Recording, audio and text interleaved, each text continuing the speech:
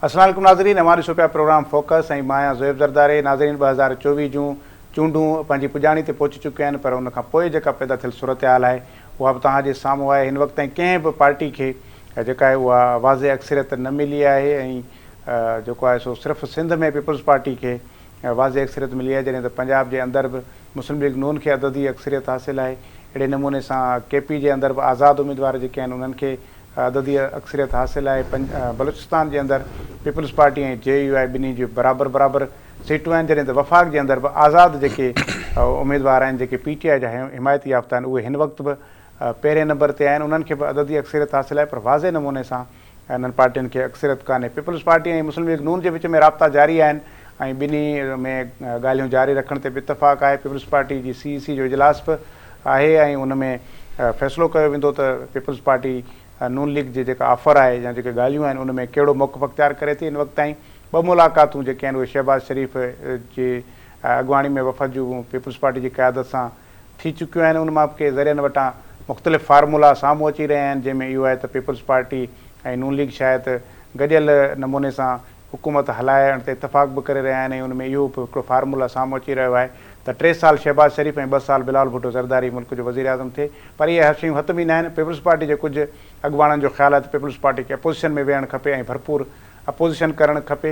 ऐं ॿिए तरफ़ वरी PTI जा जेके आज़ादु उम्मीदवार आहिनि उहे अञा ताईं फ़ैसिलो न करे सघिया आहिनि त उहे कहिड़ी पार्टी में वञनि था ऐं उहो बि हिकिड़े क़िस्म जो जेको बहिरान आहे उहो अञा ताईं बि मौजूदु आहे। त ॿिए तरफ़ वरी उहे जेके हारायल पार्टियूं आहिनि उन्हनि बि नतीजा मञण खां इनकार करे छॾियो आहे। शिकस्त खाइण खां पोइ सिराजुल हक़ जमायत इस्लामी जे अमीर जे उहिदे तां इस्तीफ़ा ॾेई छॾी आहे। जहांगीर तरीन ऐं परवेज़ खटक पंहिंजे पार्टियुनि जे सदारत तां इस्तीफ़ा ॾेई सियासत बि छॾण जो ऐलान करे छॾियो आहे। ऐं ॿिए तरफ़ वरी GDA अॼु उन बि चूंड नतीजनि खे रद्द कयो आहे ऐं जेके 2 सीटूं GDA खटियूं हुयूं सिंध मां उन्हनि खे बि छॾण जो ऐलान कयो आहे। अॼु पीर पगारे हैदराबाद में 16 फ़रवरी ते धरनो हणण जो बि ऐलान कयो आहे ऐं उनजो जो चवणु आहे त इस्टेब्लिशमेंट या कुझु धुरियुनि तरफ़ां इहो खेसि पैगाम ॾिनो वियो हुयो त पीपल्स पार्टी सां इतिहाद कयो त GDA खे वधीक सीटूं ॾिनियूं वेंदियूं। ॿी सूरत में GDA खे हिकु बि सीट न ॾिनी वेंदी ऐं MQM जे आॾो 15 सीटूं हुयूं ऐं MQM खे कराची मां बहरहाल 15 ई सीटूं मिलियूं आहिनि ऐं 2 हुन हैदराबाद मां हासिलु कयूं आहिनि। त इलेक्शन त थी वई आहे ऐं लॻे ईअं पियो त अञा ही जेको हुकूमत जी जोड़जक वारो मामिलो आहे अञा कुझु ॾींहं जारी रहंदो, छाकाणि त वाज़े अक्सरियत न हुजण जे करे जेके कामयाबु थी पार्टियूं आयूं आहिनि उहे बि परेशानी जो शिकार आहिनि। जेके हारिजी विया आहिनि उहे त एहतजाज ऐं दांह रड़ियूं करे रहिया आहिनि, पर जेके कामयाबु थी विया आहिनि उन्हनि जे बि चेहरनि ते ख़ुशियूं कोन्हनि। इन ई मौज़ू ते असां गुफ़्तगू कंदासीं। स्टूडियो में सरदार ज़ैन अंसारी साहब मुस्लिम लीग नून जा अॻुवान आहिनि ऐं कैंडिडेट बि हुया मुस्लिम लीग नून जा, उहे असां सां गॾु मौजूदु आहिनि। सरदार उमे कुलसूम साहिबा तज़िये निगार आहिनि, उहे बि असां सां गॾु मौजूदु आहिनि ऐं प्रोग्राम में असांखे पीपल्स पार्टी मां बि को जॉइन कंदो, इन ते असां वरी गुफ़्तगू बि कंदासीं। शुरूआति ज़ैन अंसारी साहिबु तव्हां खां कयां मां त कीअं था ॾिसो हिन इलेक्शन में? तव्हां विढ़िया बि आहियो इलेक्शन ऐं तव्हांखे कीअं लॻी हीअ इलेक्शन? ऐं जेको इलेक्शन सुवालु इहो आहे त जेके हाराए विया उहे त ख़ैर हुई बि ॾुख में हूंदा, पर जेके खटे विया आहिनि उहे बि कुझु घणो ख़ुशि न आहिनि। बिस्मिल्लाह रहमान रहीम। जेका हाणे हीअ इलेक्शन 2024 जी थी आहे त उनखे इलेक्शन त मां नथो सम्झां त हीअ का इलेक्शन आहे जंहिंमें रियासत जी रिट ई न हुई। यानी हालत इहा आई त सुबुह 8 बजे खां शुरू थियणी हुई इलेक्शन, त तव्हां यकीन कयो त 12 बजे ताईं को माण्हू ई नज़र न पियो अचे। सही। ऐं जॾहिं शुरूआति थी वई त अहिड़ा माण्हू अचे विया जिन अचे अफ़रा तफ़री फैलाई पुलिस जे हूंदे ऐं उहे जेके बाक्स हुया उन्हनि खे फिटी कयूं ऐं उते जेके कैंडिडेट खे जे फेयर में वोट हुया उन्हनि खे फाड़े छॾियऊं ऐं उन खां बाद में त वरी 3 बजे खां वठी जेको तव्हां ॾिठो पिए त का नेट बि कान पियो हले, फ़ोनी ॿोनी बंदि, हर शइ बंदि हुई। त सम्झ में नथो अचे त इन मुख़्तसिर टाइम जे अंदरि जेके माण्हू लख खां वधीक वोट कया आहिनि उहे कीअं था थी सघनि? उनखे अकुल ई तस्लीम नथो करे। पर बहरहाल मुल्क जे हालातुनि खे ॾिसंदे मां इहो चाहियां थो त सभु मिली करे हिकिड़ो राय अमल तयारु कनि जंहिंमें मुल्क जी बका हुजे ऐं इहे जेके शयूं आहिनि इहे बाद में बि हल थी सघनि थियूं। मुंहिंजो इहो ख़्यालु आहे त पाण में जेके बि दोस्त आहिनि, मसलन पीपल्स पार्टी आहे या मुस्लिम लीग नून आहे या इन्हनि जा पुराणा पहिरीं बि जेको हुयो तालुक सुठा रहिया आहिनि, त इहे पाण में सुठे रस्ते सां हली करे पोइ सुठो अमल कनि। अच्छा उमर कुलसुम साहब, आपको क्या लगता है, आपसे वही सवाल करूंगा कि जो हार गए हैं वो तो अफसरदा हैं, उनका तो खैर दुखी होना बनता भी है, जो जीत गए हैं वो भी खुश नहीं है, तो ये क्या माजरा है?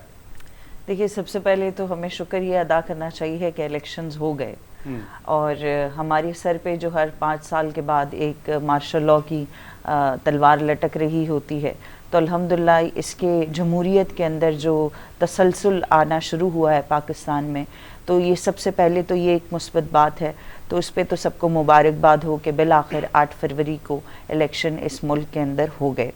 अब जो बात है कि जिस तरह से धांधली का जो सिलसिला है या हर इलेक्शन को कंट्रोवर्शियल किया जाता है और बताया जाता है कि जी ये जो सिस्टम है या सियासतदान है या इलेक्शन कमीशन है, उसके फेलियर्स हर दौर में आते हैं और बताए भी जाते हैं, और फिर जो हुकूमतें बनती हैं वो बैठकर सर जोड़ती भी हैं कि जी अब क्योंकि डिजिटलाइज्ड ज़माना है, आपकी टेक्नोलॉजी बहुत आगे बढ़ गई है, लेकिन उसके बावजूद पाकिस्तान जो है अभी भी इस सिलसिले में बहुत पीछे है, जिसको हल करने की कोशिश की गई। सदर आरिफ अलवी साहब ने बड़ी कोशिश की कि यहाँ पर डिजिटलाइज सिस्टम के तहत वोटिंग का सिलसिला किया जाए, लेकिन बहरहाल हमारे पास हर दौर में कोई ना कोई एक चीज़ और मसला खड़ा रहना बड़ा ज़रूरी होता है, और हमें खुशियों से ज़्यादा दुखों की आदत पड़ गई है, तो हर बार जो कोई ना कोई सानिहा कोई ना कोई तकालीफ होती हैं। तो अभी जो इलेक्शन हुआ है, आपने देखा कि जिस तरह से लोगों ने एक बहुत बड़ी तादाद में पार्टिसिपेशन की है, और ख़ास तौर पे जो शहरी इलाके हैं आप वहाँ पर देखें जो टर्न आउट रहा, और लोगों ने बड़ी ही शिद्दत से इंतज़ार किया कि 8 फरवरी आए और हम जाएं और अपने वोट का इस्तेमाल करें। तो इसमें जितनी पोलिटिसाइज आवाम है इस वक्त पाकिस्तान की आवाम, और यहाँ का यंग से लेकर बुज़ुर्ग तक के तमाम लोग चाहते हैं कि वो अपना एक कंट्रीब्यूशन देकर अपना एक मैंडेट के तहत पाकिस्तान के अंदर एक हुकूमत आए जो पाकिस्तान की माशी हालात को भी बेहतर करे। यहाँ पर जो इस वक्त लॉ एंड ऑर्डर के इश्यूज़ हैं, आप देखिए कि किस कदर थ्रेट्स थे, कितने धमाके हुए, कितने लोग शहीद हो गए, कितने लोगों की जानें चली गईं, और उसके बावजूद इलेक्शन हुआ अल्हम्दुलिल्लाह। और जिस तरह नेटवर्क बंद रहा आपने वो भी देखा, लेकिन लॉ एनफोर्सेस ने जिस तरीके से कंट्रोल किया सिचुएशन को, और इलेक्शन कमीशन ने भी कहा था कि जी नेटवर्क नहीं बंद होगा, लेकिन जो सिचुएशन बन रही थी उसके बावजूद इसको मुमकिन बनाना ही बहुत बड़ा चैलेंज था। अब चूंकि यहाँ पर कभी भी आपने देखा कि 2013 के इलेक्शन में 4 हलकों से कहानी शुरू हुई थी कि जी 4 हलकों पे दोबारा से जो वोटिंग काउंट किया जाए और उनको थैलों को खोला जाए, उस पे धरना भी हुआ 126 दिन का, लेकिन उसके बावजूद उसका रिजल्ट कभी नहीं आया, जो कि पाकिस्तान की एक हिस्ट्री बन चुकी है। अब जो बन गए हैं और जो नहीं बन सके, मेरे ख्याल से उनको एक्सेप्ट करना चाहिए। जो खुश हैं, जी हाँ बिल्कुल, उन जो खुश हैं जो नहीं हैं उनको एक्सेप्ट यूँ करना चाहिए कि अब एक असेंबली का फ्लोर मौजूद है। आप जब मार्च में हुकूमत बन जाएगी वहाँ आप बैठ के कानून साजी करें। आने वाला जो अगला इलेक्शन है, देखिए ये हुमा किसके सर बैठेगा ये तो आपको मालूम नहीं होता ना। आज जो लोग खुश हैं कि वो किसी वजह से जीत गए या जितवा दिए गए, तो अगले 5 साल में वो जेल में होंगे, वो जीतेंगे, वो इलेक्शन के काबिल भी होंगे, ये उनको भी नहीं पता है। तो जितने भी सियासी लोग हैं उनको इस वक्त हम सबको मिल के इस पे बैठने की ज़रूरत है, और इलेक्शन प्रोसेस को बिल्कुल फेयर इलेक्शन करवाने के लिए ये सबके फ़ायदे की बात है। सही बात। ताकि आवाम ज़ैन साहब मैडम भी चए जी का पहिरीं इलेक्शन कोन्हे जंहिंखे को माण्हू धांधली वारी इलेक्शन पिया चवनि। 1970-71 खां जेका इलेक्शन हिन वक़्त ताईं सभिनि जे लाइ इहो इल्ज़ाम लॻंदो त हिन में धांधली थी आहे, धांधली थी आहे, धांधली थींदा, पर पोइ वरी सिस्टम हले पियो। पर इहो आहे त हाणे ही चौथी इलेक्शन आहे जेका प्रोसेस लाॻी थो थिए पई, न त विच में के आमरियतूं बि ईंदियूं रहियूं आहिनि। त इहो ज़रूरी कोन्हे त इहो जेके पार्टियूं आयूं आहिनि उहे इन शइ खे हक़ीक़त खे तस्लीम करे पहिरियां जेके आज़ादु हक़ीक़त में उहे PTI जा हिमायत याफ़्ता आहिनि जेका सभिनी खे ख़बर आहे, त उन्हनि खे मौक़ो ॾिनो वञे पहिरियां उहे पंहिंजी हुकूमत साज़ी लाइ कोशिशि कनि, छाकाणि अददी तौर ते उन्हनि खे अक्सरियत हासिलु आहे। ॾिसो न त उहे इहे आज़ादु जेके रहंदा त इहे आज़ादु रही कोन सघंदा, पोइ हिन खे वरी ख़तमु करे छॾींदा, वरी हिननि खे का न का जमात में हिन खे वञिणो पवंदो। आज़ाद बि एतिरे ताईं वधि वधि 3 ॾींहं 4 ॾींहं 5 ॾींहं हफ़्ते ताईं न 3 ॾींहं आहे, उन खां पोइ आज़ादु हैसियत में रही सघनि था, पार्टी 3 ॾींहंनि में जॉइन करे सघनि था। पार्टी 3 ॾींहंनि में जॉइन कनि। हाणे उहो त उन्हनि जे मथां आहे त उहो पार्टी जॉइन कनि था या नथा कनि। बाक़ी रही इहा ॻाल्हि त जीअं तव्हां चयो त भई इहो हर हमेशह थींदो रहियो आहे, पर हिन घुमर त एतिरो ज़्यादतियूं थियूं आहिनि जो उनखे अकुल बि तस्लीम नथो करे सघे।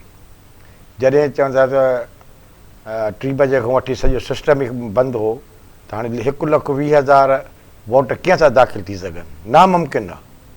पोइ इन ते ठपा हाणे की उनखे बि जेकॾहिं असां तारीफ़ कयूं त न न तमामु बहितर कमु थियो आहे, त इहो त ग़लति आहे। न उहो तव्हां पंहिंजी सीट जी ॻाल्हि लॻे, ओवरऑल सॼे मुल्क जी ॻाल्हि मां सॼे मुल्क जी थो ॻाल्हि कयां। उहो न तव्हां पोइ पंहिंजे नून लीग जे मैंडेट खे बि ग़लति चओ था। न मां बिल्कुलु उन जेकॾहिं हिकिड़े 2 कलाकनि जे अंदरि लख वोट को खणे थो त इहो मूंखे सम्झ में नथो अचे। तव्हांजे खोड़ नवाज़ शरीफ़ समेत खोड़ सारनि उम्मीदवारनि लख वोट खां मथे खया आहिनि। पोइ इहो त ग़लति थियो आहे न। तव्हां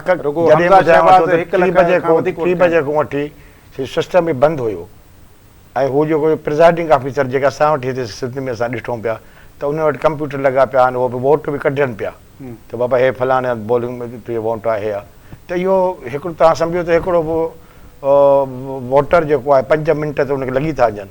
हाणे उन जो हिसाबु तव्हां कयो त कीअं थो थी सघे। हा, माना इहा ॻाल्हि तव्हांजी सही आहे त पोलिंग 8 वॻे शुरू थी 5 वॻे ख़तमु थी, 9 कलाकनि में वोट पइजी विया, बाक़ी ॻणण में 72 कलाक लॻी विया। इहा त ठीकु आहे, त माना एॾो ॻणप में एॾो कहिड़ो मसइलो आहे।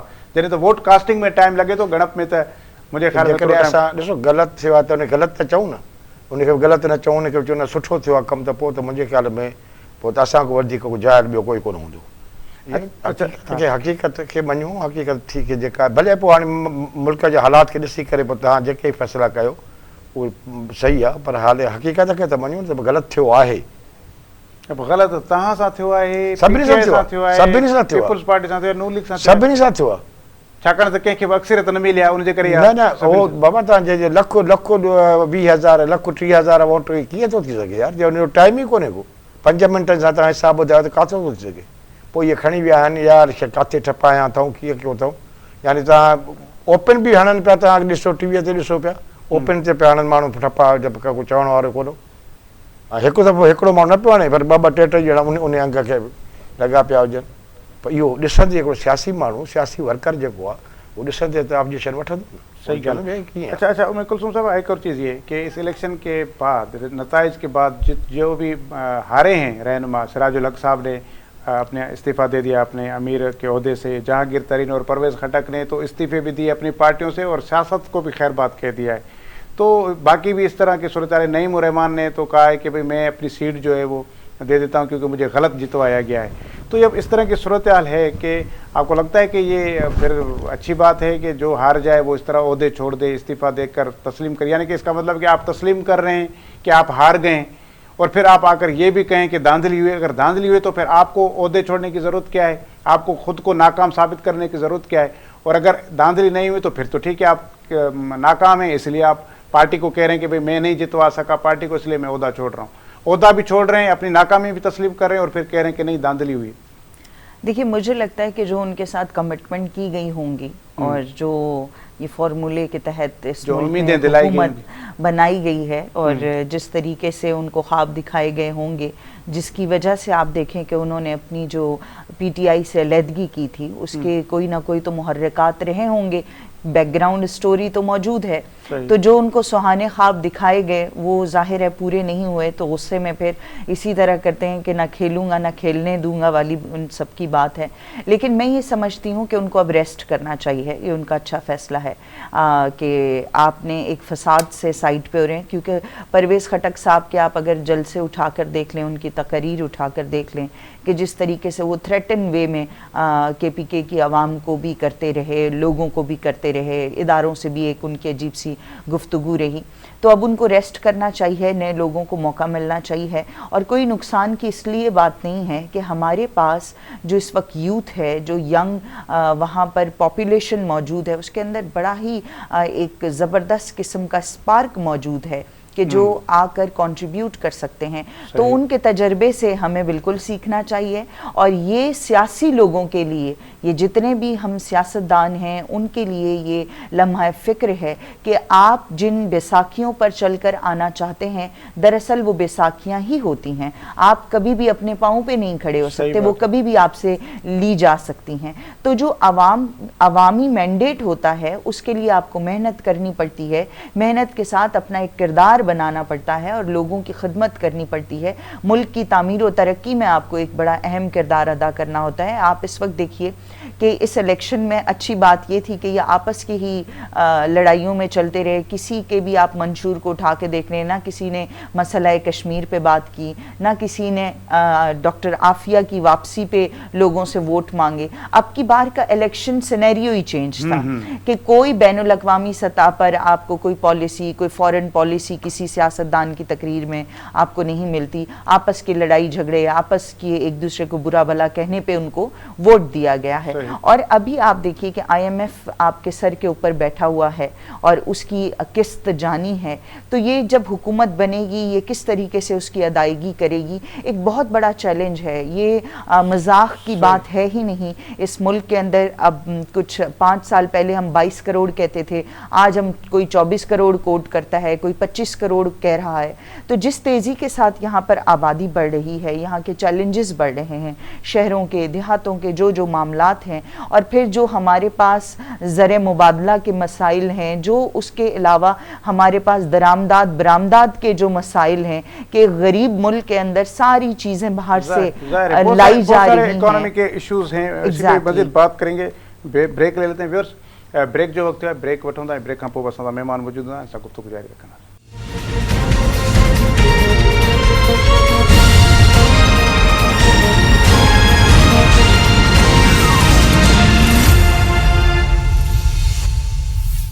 ویلکم بیک ناظرین. اساں گفتگو کر رہے ہیں موجودہ سیاسی صورتحال تے.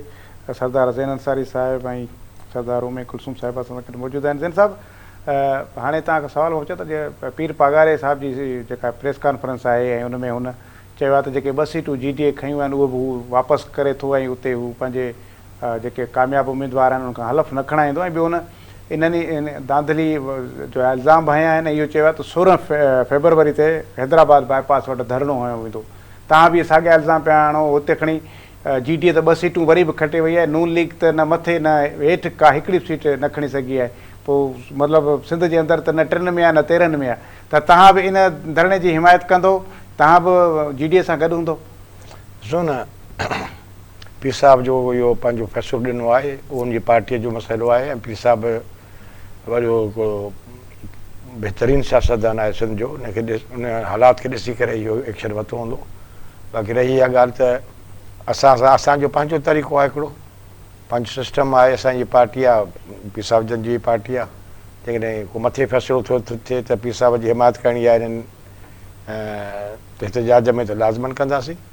बाक़ी रही इहा ॻाल्हि त आहे त ज़्यादती वॾी पीर साहिब सां छा तव्हां, मां अॻु मदाऊं करे वेठो आहियां त इहा 5 मिंटनि जी जेका उहो बि जेकॾहिं माण्हू पोलिंग ते वञी वोट थो ॾिए त उहो बि त बि 1 लख कोन थो खणी सघे. हिते त ख़ैरु लॻो पियो आहे. पोइ पीर साहिब जन काॾे वञनि? सियासतदान सियासत खे सियासी लिहाज़ खां त कोई एक्शन वठंदा न. त पोइ तव्हांखे घणनि सीटनि जो आसिरो हो सिंध में? असां ई आसरा बसरा कोन रहंदा आहियूं. असांजो मक़सदु इहो आहे त जेके सिंध में तव्हांखे पाण खे घणी उमेदु हुई त तव्हां कामयाबु थींदो? केतिरियूं सीटूं खणो आहे तव्हां सिंध मां? लाज़मन असांजो त उमेदु हुई त तमामु असां हुकूमत बि सिंध में असां ठाहे सघूं था. पर हाणे उहा न थी सघी त पोइ छा था करे सघूं. हाणे पोइ इहो विथ ड्यू अपॉलॉजी त ईअं न सम्झो त अंदरि सिंध में का धांधली न थी आहे. अंदरि सिंध में धांधली न, पर धांधलो थियो आहे. जिते किथे इहा हालत. मां इहो चवां थो जिथे किथे थी आहे त पोइ इहो कीअं हूंदो त पंजाब में न थी हूंदी? मां किथे त चवां त पंजाब में मतिलबु उहो चवां थो जेकॾहिं नून लीग बि खटियूं आहिनि त उहे बि धांधली जे खटियूं. जेकॾहिं तव्हांजी ॻाल्हि मञूं था त भई पीपल्स पार्टी बि धांधली कई आहे, PTI जे माण्हुनि MQM सभिनी धांधली कई आहे. उहे धांधली जे करे खटिया त नून लीग बि पोइ कीअं प्योर मैंडेट सां कोन खटिया आहिनि? पोइ हुननि बि धांधली कई हूंदी. ॾिसो न, उन्हनि धांधली करे हा त पोइ 1 सीट बि काॾे न वञे हा. कहिड़ियूं? पोइ सीटूं खयूं अथनि. न इहो त हुनजो हक़ हुयो. माण्हू अञा बि वधीक असांखे सीटूं मिलंदियूं. बेटे मयार वारी तव्हां खटियो त ठीकु आहे, ॿियो खटे थो त उहो ॾिसो न, असां त हुनखे चयूं था न त बाबा तव्हांजी इंक्वायरी करायो. इंक्वायरी कान थी सघे ऐं उनखे छॾियो बाबा अॻिते वधो असां त उन इंक्वायरी खे बि छॾे करे अॻिते वधणु था चाहियूं त मुल्क बचे मुल्क जी जेके हालतूं आहिनि तमामु ख़तरनाक हालतूं आहिनि मुल्क आहे त असां सभु आहियूं जे मुल्क कोई ख़ुदा न ख़ासिता जो को तकलीफ़ थी थिए या कोई नुक़सान थी पवे केरु ज़िम्मेदार आहे सही गल। अच्छा उम्मे कुलसूम साहब, एक और चीज़ ये कि जिस तरह भी कि धरनों का ऐलान किया गया GDA की तरफ से, और गुज़िश्ता रोज़ तो सिंध के अक्सर ज़िलों में शहरों में JUI की तरफ से भी धरने लगाए गए थे, तो अब ये क्या ये धरने लगाने से वैसे अब होगा क्या, मतलब ये कि क्या कोई फ़ायदा होगा इन पार्टियों को? इलेक्शन हार गए, अब वो जैसे ये कि अगर रिग्ड इलेक्शन भी हुए हैं तो हमेशा ये इल्ज़ामात लगते हैं, इस बार भी कोई नई बात तो नहीं हुई मेरे ख्याल में कि हम कोई सुने, लेकिन ये है कि क्या अब ये GDA या बाकी जो जमातें धरने देकर क्या वो हासिल कर सकेंगे जो इलेक्शन में नहीं हासिल कर सकी? देखिए, मैंने जैसे आपको जिक्र किया कि जून में हमारे सर के ऊपर IMF का कर्जे की हमें किस्त अदा करनी है। इस वक्त इन सबको बैठ के ये सोचना चाहिए कि ये आवाम क्या करेगी, कि जहाँ पर आज 250 रुपये का प्याज किलो बिक रहा है और जहाँ पर आपकी पेट्रोल की प्राइसेस कहाँ पे जा रही हैं, आपके बिजली के बिल्स कहाँ हैं, आपकी गैस के बिल्स कहाँ पर चले गए हैं, एक आम आदमी कहाँ पर किस तरीके से इस मुल्क के अंदर गुजारा करेगा। देखें, आवाम ने भरपूर साथ दिया, आवाम 8 फरवरी को निकल कर आई, उसने आकर वोट कास्ट किया। अब वोट की चोरी हो रही है या वोट धांधली हो रही है, इलेक्शन कमीशन की जिम्मेदारी थी। अब जब ये 5 साल के लिए असम्बली में चले जाते हैं, वहाँ पर इनको होश नहीं होता कि ये वो कवानीन पास करें कि जिसके तहत इदारे अपनी लाइन एंड लेंथ में रहकर काम करें। उस वक्त ये जो किकबैक्स के चक्कर में होते हैं, उस वक्त अपने ही कारोबार को बना रहे होते हैं, वहाँ पर भी आवाम की बात नहीं करते। तो इस वक्त जितनी भी जमातें हैं उनको अपनी सियासत से बाहर निकल कर आवाम के बारे में, मुल्क के बारे में सोचने की ज़रूरत है। आप देखिए कि इस वक्त दुनिया में सबसे जो टॉप पे जो पोल्यूटेड शहर का जिक्र किया जाता है वो इस वक्त लाहौर बन चुका है। लाहौर में नमूनिया से रोज़ वहाँ पर कई बच्चों की हलाकतें हो रही हैं, वहाँ पे अजीब व गरीब चैलेंजेस मौजूद हैं। यहाँ कराची की अगर आप बात करते हैं, कराची में पिछले जनवरी के महीने में 8000 वारदातें हुई हैं, जिसके अंदर आपके 80 लोगों का कत्ल हो जाता है। तो आपके पास इतने चैलेंजेस हैं, आपने उनको हल करना है। अब ये धरनों से और इन तमाम चीज़ों से आप मुझे बताइए, हम CPEC के ऊपर हमारी बड़ी ज़्यादा कमर जो है वो हमने कस ली थी कि अब हम मईशियत को भी बेहतर करेंगे, अब हम तरक्की की राहों पर भी चले जाएंगे। आप बताइए कि किस तरीके से इंटरनेशनल इन्वेस्टमेंट आपके मुल्क में आएगी, किस तरीके से लोगों को, यहाँ पे इंडस्ट्रीज़ बंद हो रही हैं, यहाँ पर आपके पास जो प्रोडक्शन हो रही है वो आपको चाइना से सस्ती यहाँ पर चीज़ें मिल जाती हैं, इसलिए लोग बाहर से मंगवा रहे हैं। यहाँ अगर आप कोई चीज़ बनाने जाते हैं तो वो दुगनी कीमत, 200% दुगनी कीमत पे मिल रही है। तो यहाँ पे इंडस्ट्रीज बंद हो रही हैं। बेरोजगारी जो पिछली हुकूमत के ये जो 5-6 साल का जो टेन्योर है, 1,26,000 लोग बेरोजगार हो गए। तो अब आप ये बताइए कि ये सारे की सारी जो जिम्मेदारी है ये किसकी बनती है कि आपके या मुल्क के अंदर बेरोजगारी बढ़ती जा रही है। 8.5 लाख नौजवान पिछले साल जो है वो दुनिया के दूसरे ममालिक में चले गए। आपका ब्रेन ड्रेन यहाँ पर हो रहा है।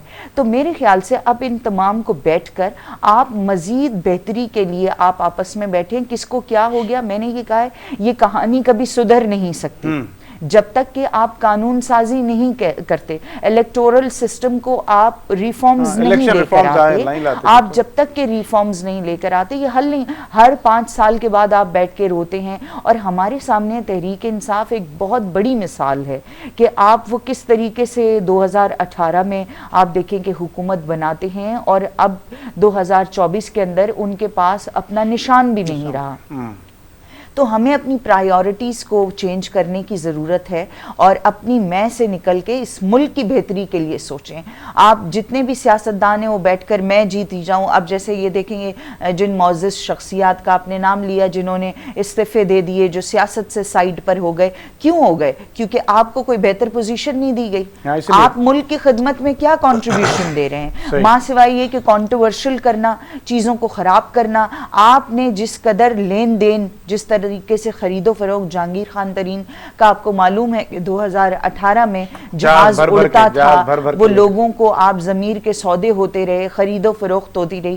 آج جب آپ یہاں پر آئے اور آپ کو جب شکست کا سامنا کرنا پڑا تو آپ ناراض ہو گئے، آپ سائیڈ پر ہو گئے. آپ یہ بتائیے کہ آپ انڈسٹریل بھی ہیں، آپ نے کیا کنٹریبیوشن دیا، آپ نے اس ملک کے لیے ان نوجوانوں کو آپ کیا مستقبل دے رہے ہیں؟ اسی طریقے سے باقی سیاستدان، آپ پرویز خٹک صاحب کو اپنی فیملی کو نوازنے کے علاوہ کیا کر رہے ہیں؟ تو ہم جتنے بھی لوگ ہیں ان کو بیٹھ کر پاکستان کی بہتری کے لیے یہاں پر اس وقت آپ کو معاشی ایمرجنسی نافذ کرنے کی ضرورت ہے، کیونکہ ہمارے پاس ابھی یہ پچھلے میرے خیال سے 20 دن پہلے یا 25 دن پہلے کا واقعہ جو شارع فیصل پہ ہوا کہ جس طریقے سے اس شخص نے خود کو مار دیا، اپنی فیملی کو مار دیا، یہ اس کے ذمہ داران کون ہیں؟ یہ کس کا گریبان پکڑا جائے گا اس کے لیے؟ تو ہم سب کو یہ وقت ہے کہ اپنی آنکھوں کو کھولنے اور دھرنے، اور جو ہو گیا اس کو ایکسیپٹ کر لیں، کیونکہ آپ اور جو لوگ پہنچ گئے اسمبلیز میں، جن کو سلیکٹ یا الیکٹ کر لیا گیا ہے، آپ ان کے ساتھ جائیں، ان کے ساتھ بیٹھیں اور ان کو بتائیں کہ ان کو چلانے دیا جائے، ریفارمز لے کر آئیں، ریفارمز لے کر آئیں. سیاست اگر جمہوریت کو آپ نے جمہوری طریقے سے چلانا ہے، ریفارمز لے کر آئیں. لوگوں کے مینڈیٹ کی اگر آپ کو قدر ہے، اس کی عزت ہے، کوئی وقت ہے، اور آپ سمجھتے ہیں کہ جی اس کو اسی طریقے سے منون طریقے سے جو عوام نے فیصلہ دیا اسی کو نافذ کریں، تو ایک ہی جماعت کلین سویپ کر رہی تھی اس الیکشن کے اندر. اچھا زین صاحب، ایک چیز ॿुधायो त हाणे वज़ीर आज़म केरु थियण पियो वञे ऐं ॿई पार्टियूं कोशिशि त करे रहियूं आहिनि, त पर ॿुधायो त वज़ीर आज़म थिए केरु पियो, ऐं जेकॾहिं तव्हांजी पार्टी मां थिए पियो त नवाज़ शरीफ़ साहिबु थींदो या शहबाज़ शरीफ़? फ़िलहाल त ॿिन्ही पार्टियुनि जूं मीटिंगूं हलनि थियूं. पीपल्स पार्टी पंहिंजी सेंट्रल वर्किंग कमेटी जी मीटिंग कॉल कई वेठी आहे, उन असांजी पार्टी बि हलनि थी पयूं. त इहो इन जे को तबसरो करणु या इन लाइ को अॻिते वञी ॻाल्हि करणु मुंहिंजे ख़्याल में इहा सही न रहंदी. न हूअं त माना नवाज़ शरीफ़ जो ऐलान कयो न वज़ीर आज़म हूंदो, त हिन वक़्तु वरी इहा ख़बरूं पियूं अचनि त PTI नून लीग जे इजलास में इहो चयो वियो आहे त नवाज़ शरीफ़ बदिरां शहबाज़ शरीफ़ खे वज़ीर आज़म थियणु घुरिजे. मौजूदा छाकाणि अक्सरियत मिली कोन सघी आहे, उनजे करे इतिहादियुनि खे गॾु खणी हलणु शायदि नवाज़ शरीफ़ जी भेट में शहबाज़ शरीफ़ जे लाइ वधीक इहे ॻाल्हियूं अञा हलनि थियूं, अञा उन्हनि खे अमल जामो न पारायो वियो आहे. ऐं थी बाक़ी मां हिकिड़ो अर्ज़ु कयां मोहतरमा सरदार उम्मे कुलसूम लाइ त पीर साहिब जन जेको धरनो थो ॾियो, उहो धरने जो मक़सदु सिर्फ़ु इहो आहे त एहतिजाज आहे त बाबा असां सां छो ज़्यादती कई वई आहे. यानी मां जीअं पहिरीं ॿुधायमि त एतिरे मुख़्तसिर टाइम में थी न सघे त हिकिड़ो माण्हू एतिरा लख खणी वञे वोटनि जा. वो कंहिं ने चयो आहे न त ये दस्तूर ज़ुबानबंदी है, कैसा तेरी महफ़िल में यहाँ तो बात करने को तरसती है ज़ुबान में. बस नवाज़ शरीफ़ थिए थो या शहबाज़ शरीफ़? उहो त नवाज़ शरीफ़ साहिबु थिए या शहबाज़ शरीफ़ थिए, मुंहिंजे ख़्याल में वॾो भाउ अथसि उहो उनखे थियणु खपे. जे नथो थिए त पोइ शहबाज़ शरीफ़ थी सघे थो, उहो उन मथां आहे. बिलावल भुट्टो ज़रदारी जी सपोर्ट न कंदो जेकॾहिं तव्हां उहो शर्त रखियो? आसिफ़ ज़रदारी चए थो त बिलावल भुट्टो ज़रदारी कयो, बाक़ी सभु उहिदा तव्हां रखो. इहो ॾिसो न, इहो त चवणु बिफोर टाइम आहे त तव्हां सम्झो था पीपल्स पार्टी ऐं नून लीग पाण में सेट थी वेंदा, हुकूमत इहे ठाहींदा? लाज़मन इहो त जमहूरी पार्टियूं आहिनि ऐं पहिरीं बि गॾु हलिया आहिनि, त अॻिते बि अलाह हिदायत कंदो त गॾु हलंदा. अच्छा उम्मे कुलसूम, आपको क्या लगता है कौन बनने जा रहा है वज़ीर आज़म? यही कि नवाज़ शरीफ, शहबाज़ शरीफ, या फिर दोनों मिलकर कोई ये कि एक फार्मूला ये भी चल रहा है कि 3 साल शहबाज़ शरीफ और 2 साल बिलावल भुट्टो ज़रदारी वज़ीर आज़म हो गए? आपको क्या लगता है कि किसको बनना है वज़ीर आज़म? देखिए ज़रदारी साहब अच्छा प्ले करेंगे, मुझे यकीन है, और क्योंकि वो समझते भी हैं. नवाज़ शरीफ साहब का मामला ये है कि वो ज़िद में ज़्यादा रहते हैं और लोगों के लिए उनको एक्सेप्ट करना मुश्किल होता है. तो बड़े मियाँ साहब को मेरे ख़्याल से रेस्ट करना चाहिए, छोटे भाई को मौका देना चाहिए. और क्योंकि ये तो फैमिली में इनकी कुर्सियाँ घूमती रहती हैं, तो इनके तो और भी उम्मीदवार बहुत हैं. उसके बाद मोहतरमा भी इनकी उम्मीदवार हैं. तो यहाँ तो जी हाँ बिल्कुल, तो ये तो फैमिली के अंदर इनका एक कंपटीशन चल पड़ा है. और लेकिन अच्छी बात ये है कि वो एक दूसरे की रिस्पेक्ट करते हैं और इत्तेहाद के साथ चलते हैं, जो अच्छी बात है. लेकिन ये है कि इस वक्त बेहतरी की जो पोजीशन वो ये है कि पीपल्स पार्टी और नून लीग ने मिलकर ही हुकूमत को चलाना है ऑब्वियसली. और अच्छी बात है अगर बिलावल साहब को मौका मिलता है तो मैं इसके ज़रूर फेवर में हूँ कि उनको मौका मिलना चाहिए। यंग ब्लड है और उनको अपने आप को मनवाना भी है, दुनिया को दिखाना भी है, बताना भी है, तो उनको भी मौका मिलना चाहिए। मेरे ख्याल से अच्छी बात होगी। बड़े मियाँ छोटे मियाँ रेस्ट करें, अच्छी बात होगी। तो हमारी बेस्ट विशेस हैं जो पाकिस्तान के लिए बेहतरी के लिए सोचें, और क्योंकि जितनी कुर्बानियाँ उनके ख़ानदान में मौजूद हैं, बिलावल के ख़ानदान में मौजूद हैं, और जिस तरह बीबी का शहीद होना और उसने उस बड़ी तकलीफ़ों से वो बच्चा गुज़रा है, तो मेरे ख़्याल से वो पाकिस्तान की आवाम के लिए एक बेहतर सलूशन लेकर आ सकते हैं। और जो इस वक्त IMF को डील कर सकता है और जो बेहतर इकनॉमिकल पॉलिसी दे सकता है, जिनके पास अच्छी टीम हो, मेरे ख्याल से उन्हीं को मौका मिलना चाहिए। और हमारे जो बाकी इदारे हैं जो पसे पुश्त रहते हैं और वो जो सामने नहीं आते, तो उनको भी साथ में बैठ के इनसे पॉलिसी ज़रूर लेनी चाहिए कि जनाब अब आप आने वाले वक्तों में किस तरीके से चलाएंगे, मामलात कैसे देखेंगे, हमारा जो आने वाली मिनिस्ट्रीज़ आप बांटेंगे वो कौन इस अहल भी होंगे नहीं होंगे। तो ये तमाम चीज़ों को बैठ कर इनको देखें। शौक़ सबको होता है, वजारत उज़्मा बड़ी अच्छी लगती है, लेकिन उसके चैलेंजेस बहुत हैं। जिस तरह हमारे पास मुश्किल हालात में मिलेगी, बहुत मुश्किल हालात हैं। जिस तरह आप देखें इमरान खान साहब एक बहुत बड़ी पर्सनालिटी थे, सब उनको बहुत प्यार करते थे, करते हैं अब भी, लेकिन जब वो उस सीट पे पहुंचते हैं तो उनको मालूम हुआ, आपको याद होगा कि उनकी एक स्टेटमेंट थी, आपको याद है ना कि उन्होंने एक तकरीर में कहा कि मेरी बेगम ने कहा कि आप तो वजीर आजम हैं, वो अपनी बेबसी का कहीं पर बता रहे थे। तो ये बहुत मुश्किल है, बड़ी चैलेंजिंग है पोजीशन इस वक्त पाकिस्तान के अंदर। जो भी वजीर आजम बनेगा उसने अपने मुस्तकबिल को भी ज़रूर मद्देनज़र रखकर फैसला करना है कि अगर कि वो कोई बेहतर पॉलिसी के साथ नहीं आता, अपनी टीम को साथ में लेकर नहीं चलता, तो उनके आने वाले साल में अवाम उनके साथ नहीं खड़ी है। अच्छा ज़ैन साहब, तव्हां आख़िर में इतफ़ाक़ कयो था त भले नए चेहरे खे अचणु खपे, शहबाज शरीफ़ ऐं नवाज़ शरीफ़ साहब खे रेस्ट करणु खपे, जेको उमे कुलसूम साहिबा चए। न इन हाणे इहो त कोन थियो त नए चेहरे खे अचणु खपे, छा उनजी क़बिलियत कतरी आहे, छा उहो इकोनॉमी में छा करे चेंज आणे सघे थो, छा इहे IMF खे मुंहुं ॾेई सघे थो, इहे सभु शयूं ॾिसणियूं पवंदियूं न। ईअं सिर्फ़ु न त बीबीअ जो नींगर आहे, असांखे उन लख एतिराम आहिनि, असां हुन दिली एतिराम कंदा आहियूं, पर सुवाल त हीउ मुल्क हलाइणो आहे भाउ, हीउ मज़ाक त न, उहो मुल्क जेको सफ़ा लूलो लंगड़ो लॻो पियो आहे। सो उन खे हलाइण लाइ बि मुंहिंजे ख़्याल में तजुर्बा खपनि, कुझु सिस्टम खपंदो, ईअं थोरी आहे।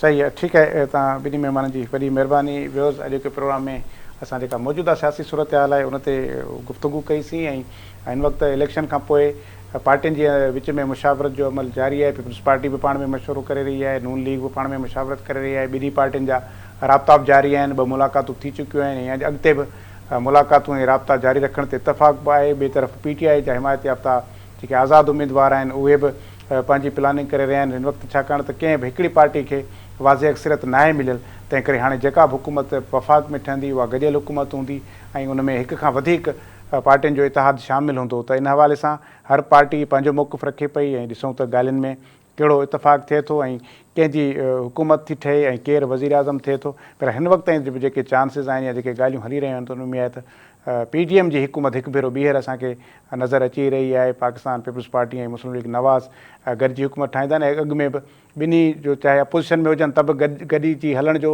ॿिन्ही खे तजुर्बो आहे, ऐं हुकूमत में बि हाणे जेको आहे गुज़िरियल हुकूमत में 16 महीननि जे बि ॿिन्ही खे गॾिजी हलण जो तजुर्बो आहे। ऐं ॿिन्ही जेकॾहिं माज़ी मां घणो कुझु सिखियो बि आहे, काफ़ी तजुर्बनि मां गुज़रिया आहिनि, त जेकॾहिं हिननि जे लाइ हाणे हिन वक़्तु ज़रूरी हूंदो त मुल्क जा जेके हालात आहिनि, मुल्क में जेके हिन वक़्तु सूरत हाल आहे, उन में इहे ॿई वॾियूं जेके पार्टियूं आहिनि उहे जेकॾहिं पंहिंजूं के अनाऊं छॾे करे मुल्क जे लाइ जेकॾहिं गॾिजी वेही हुकूमत हलाइनि था, त मुंहिंजे ख़्याल में मुल्क जी तक़दीर बि बदिलजी सघे थी ऐं हिकु हालतूं बहितर थी सघनि थियूं। अॼोके प्रोग्राम में एतिरो ई। अल्लाह हाफ़िज़।